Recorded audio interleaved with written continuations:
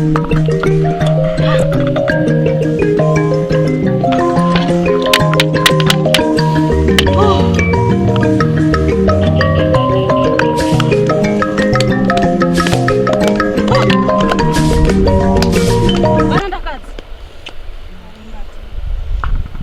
wenye mafambira pano ndaiona.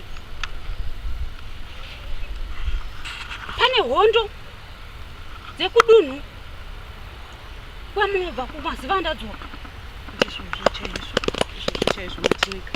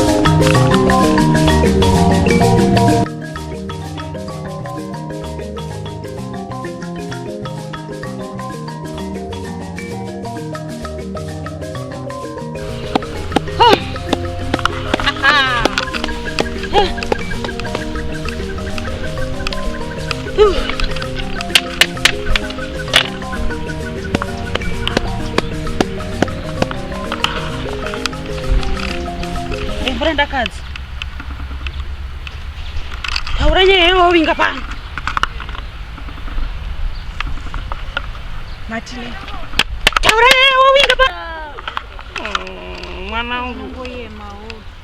Andi mwana ere na iwe msikana. Sinza chungochema sezvo. Aiwa zve, andi unoona kuti kubva makuseni paya pataenda kunganga yedu yaMatinika.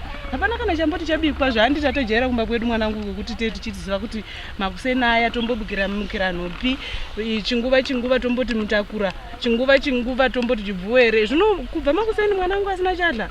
Nyaya ndavinga pano. Munoiziva iyemi. Mabudira ndazoita paya. Manga makuda kuudza vanhu vese kuti ndini ndinobata mushonga mudzinza. Asika imi neni tinoziva kuti ini ndini mwana wekutanga.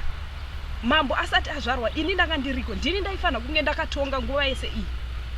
Saka zvino zvandavinga pano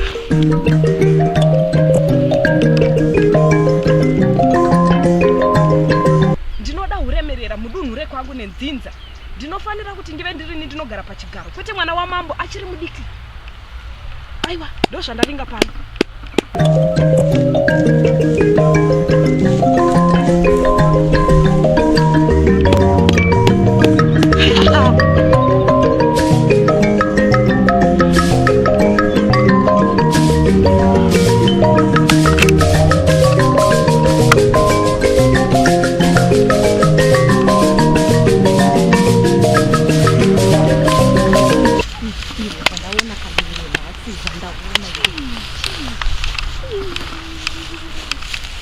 Ndakuona ile kama nini kwa unauza kuti tete vako.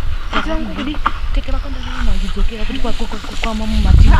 Ava vakuteta right izvo. Ini yemurai mwana wekutanga aifana kunge akatonga dunhu rese nedzinza zvaro. Kundiisa pasi pemwana mudiki mambo kunditonga ini makore ese aya apfuura. Naye mukadzi wake kuda kuita mukadzi wamambo kuda kutonga dunhu. Vadzokera iwe kana vaona nemazaku maviri. Vaona kani vadzokera iwe akuona zvakadai vaiti izvozvo tete. Azviite. Kwete nemushonga wandapiwa uyu. Zvino ndinovatonga vese dunhu dzinza kana ani nani zvake. Ndini ndinenge ndichitonga. Mukunda wamambo reva ipapa musunya zvandizvisiza. Ndavaona inini masango aya maviri aya. Handingangoyeni chinhu chakadai sochiziviso chakadai ndingakunyepera inini. Aiwa.